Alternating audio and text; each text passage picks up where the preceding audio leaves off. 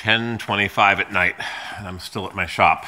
I'm doing 15 minutes of this and 15 minutes of that, and people come by, why don't you do this, and why don't you clean up the mess, and just take 15 minutes. Yeah, my whole day is consumed in 15-minute this and that jobs. Now we're doing this 15-minute job. This electrical panel does two things. Provides 120 volt, 60 hertz power to these electrical sockets through that, and it supplies power through here. You're not going to believe this. I'm going to show you why I'm making this video, but bear with me for a moment. Un momento. It supplies power from, that comes from the basement,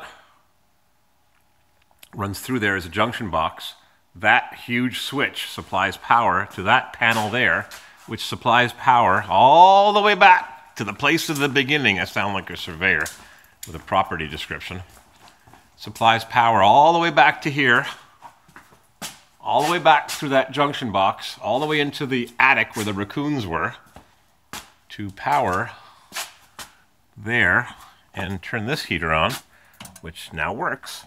And my heaters weren't working after I did some tinkering in that box to remove a panel that's where my garage door is going to go, and this heater wasn't working. So we traced it. It goes from the basement to there, and all the way back. That's being canceled tomorrow. 15-minute job. Everything's a 15-minute job. Why I'm making this video is I'm going to try and entertain you a little bit, because these videos are not educational. You're guaranteed not to learn anything in my videos. The Empire State, old school. 1965 GTO console. Had that for a long time. It's kind of beat up. I am going to, at 10:30 at night, I promised this guy I'd get the truck done. I've been telling various people, oh yeah, I'll get the truck done. Listen to this. Let's turn this lamp on. I got 81% battery. Let's see how long that lasts. What do we got here?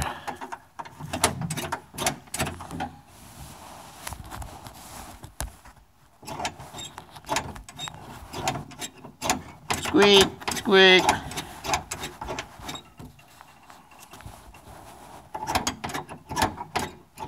Oh, it feels nasty.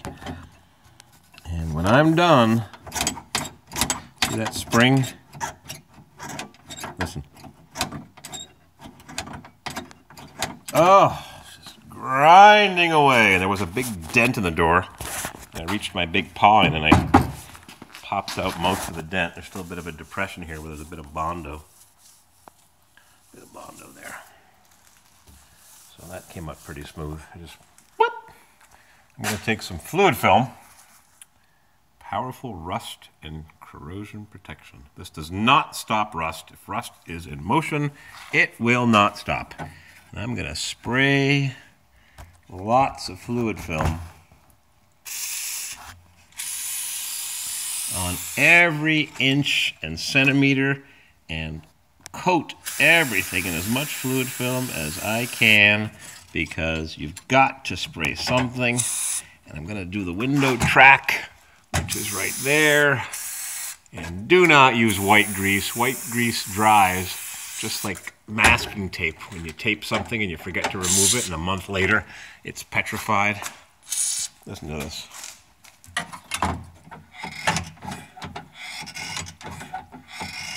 Amplify that 100 times, it would be a haunted house. You gotta work it in a bit. You spray it and it has to work its way through the shaft and the spring. We're getting better already. Getting better all the time. Let's see. On the lock. I'm gonna spray this door with the big sprayer, but I wanted to show you how this stuff works. And there's a window. It's that gear, I guess you'd call it.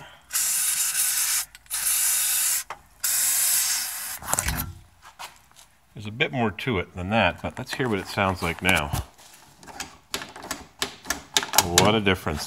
Oh, I meant to show you, there was a part that was not returning. Let's see. See that vertical arm? It's returning slowly. I was watching it earlier and I meant to show you, I forgot. When I'd let go of the button, it would do this. It would gradually return, which is not a big deal. It's just sticky right on that rivet. Right in the middle of your screen, there's a rivet, a pivot rivet, and it's working now, and I haven't even sprayed it to death. You've got to have this stuff dripping. A friend of mine, who I haven't talked to in 10 years, told me that a guy told him, his name was Art Hirschberger, I think he's dead. He made the solar cavaliers, or he owned the molds, or the paraphernalia to make Corvair solar cavaliers. Those were Corvairs they were remodeling in the early 70s using Camaro taillights, 68 Camaro taillights. And he said, you put enough of that antifreeze on those Viton O-rings, if it ain't coming out your butt, you ain't put enough on. And I believe it. What a difference. One little spritz spray of fluid film, and look at the action there. Nice and quiet and smooth, and it's only going to get better, and it's going to last for years. Fluid film has to be reapplied every year on specific parts that are subject to wash when you're driving down the road. But for the most part, when you sprayed fluid film, it is going to stay where you sprayed it. I've got this button pressed, and I'm spraying it while the button's pressed. I'm going to spray this track. It's going everywhere. Now, if I was not making a video for the entertainment of the people that watch, I would use the big sprayer, which is, speaking of things, I can't find my electrical toolbox. Did I tell you that already? My fluid film sprayer, there's my grease guns. My fluid film sprayer is somewhere around here. And this mess is all going to be cleaned up tomorrow because we're going to be doing some major removals, and we can service my rotten wall. Rotten, yep, junk, everything's leaking. I'm going to be putting a window in tomorrow, so I'm going to leave one of my boys all alone.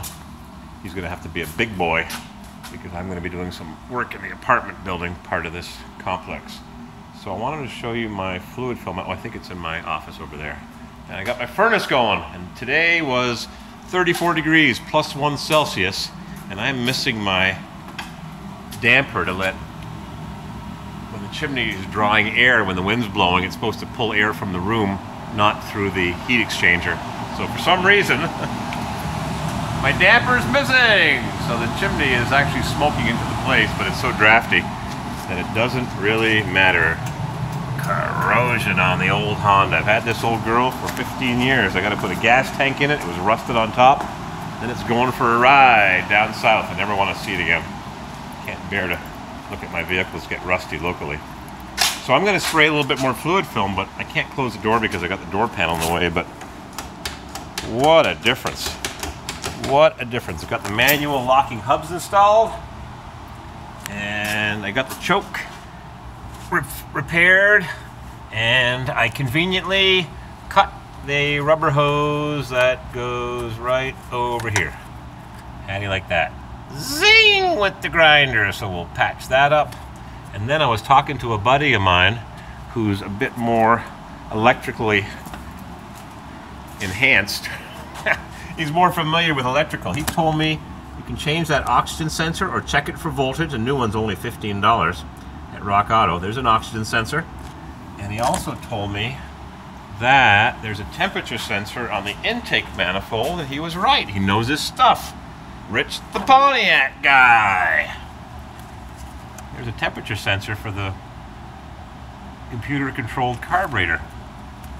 And this thing was running fine until it started running rich at idle. He says, I bet you the temperature sensor isn't working, and it thinks the engine is cold and it's richening up the mixture, because otherwise it runs fine and the choke's not stuck, it's wide open. So I looked on Rock Auto for temperature sensor. It just shows the one over there somewhere, the standard Chevy in the side of the head, but this one looks nasty. But I wonder how you find this temperature sensor on an 84 350 K5 Blazer. This has the optional 350, not the 305. I've also got to drain the antifreeze, which I just put in, because I've got to put a thermostat in here. I bet you there's no thermostat, because the antifreeze used to circulate. So you put some coolant in, because this thing had pure rust. Not pure water, it had pure rust. And I repaired my neighbor's carburetor on his brand new 2-year-old snowblower. It wouldn't start.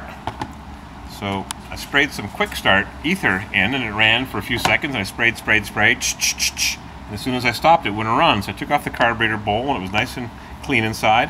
I took it off again when I got the carburetor into the shop, and the jet was blocked with green corrosion. He had water in the bottom of the carburetor, so I fixed that. I've got to put a screw in this clamp. The oil has just been changed. I've got to hook up this thing for the exhaust crossover heat, so it heats up the bottom of the carburetor. I might just bypass this EGR because they could be troublesome. I've got a few more things to do on this thing. The door thing is, I've got to wait for my shims. I've got the differential opened up, waiting for the shims to come in the mail. They should be here Tuesday or Wednesday. And I also wanted to, I got the rear window working, the locks installed, got the shims right there, shim shimmery, shim shimmery, shim shim shiroo. I put 2 of them in, stuffed them in. There's a pin, so you got to open these up wide, but they just came undone. Finger tight, finger loose. Oh, they've also got some rust over here, and I think I saw a hole on the other side. Yep. So I was going to, here a second, we're shaking the camera. I was going to take off that bracket and weld a little piece of steel on and close that up before the tailpipes rust right off, because it's a shame they're the original tailpipes from 1984, just like on my K5 Blazer. And they last. They're heavily aluminized. They're very light and thin and hard to weld. So let's see how this door closes. Here's your nice GM panel fit. That's typical of the era. That's how they fit. Got a bit of a ding in there, but I remember these trucks when they were new. Listen to that. Nice and smooth, see? Nice and smooth.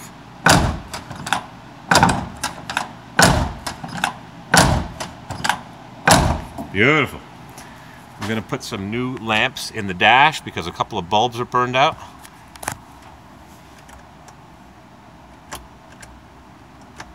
That took me hours at the junkyard in Colorado to get the dash lights working.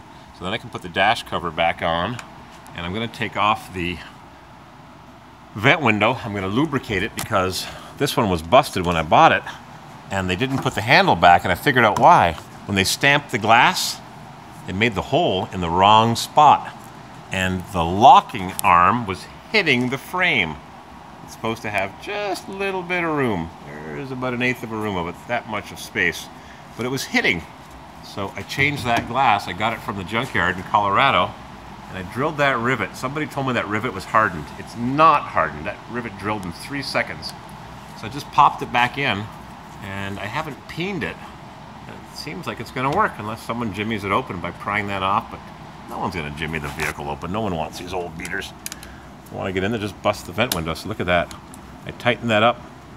That is perfectly installed. Click. And that works like butter. Just like it's supposed to. So I'm going to do the same thing to the other side. And this fellow, this truck has been sold. Just got to get it ready and deliver it. The fellow who's buying it may or may not have the bodywork done. I guess it's his call, but let's see what we got here. Look at that. And the way you tighten this is you push out the little roll pin. Not all the way, just most of the way. Take that off. And there's a washer, a nylon washer. And I went to True Value and bought some more, but I don't know where I put them. But there's a nylon washer that you put on here because the rubber one that's here, the rubbery plastic one, is petrified, and when you disturb it, you know how loose that is? I can fix that right up. I'm going to also lubricate the spring. Where is it? It is over there. Right there. I'm going to take this apart and lubricate it and make it work just like butter. So this vent window will work like butter. It's not working too bad now. Oh yeah, perfect. Yeah, right. I could snap the shaft right off there, and then you're done because it just ends up dangling from the rivet. So I got some things to do on this T-Ruck, but it is 10:40 at night. I think it's time to call it a day. Yep. Listen to the radio in this thing. This thing plays great. I made a confession to a friend of mine that I just met. I said, you're not going to believe it, but I have a confession to make. I listen to country music. Let's see if we can find some good music. Where the circle be unbroken. Oh, you mighty. Let's get some classical music here. Let's crank some tunes. Country or classical? I don't like country music. Whoop. Give me a second here, I'm tinkering. All right, I figured out how to tune it manually. These buttons, there's too many buttons. Piano trio. I can't believe how good the audio system is in this antique. Violin, viola, and piano. A trio, yes!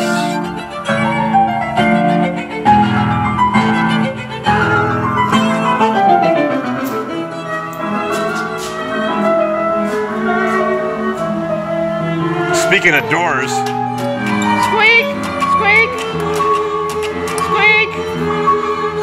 Oh my God, that's so good. Love it. Love it. Listen to this.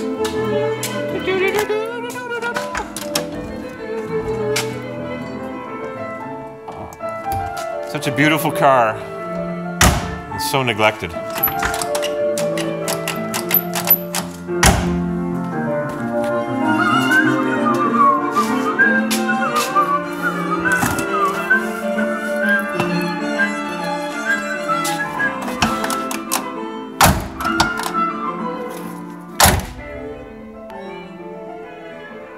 Okay, new tires, no antifreeze, water in the trunk, clogged air filter. That's it. Time to go to bed. I'm gonna eat some dates and celery and hummus for dinner. No fried chicken tonight.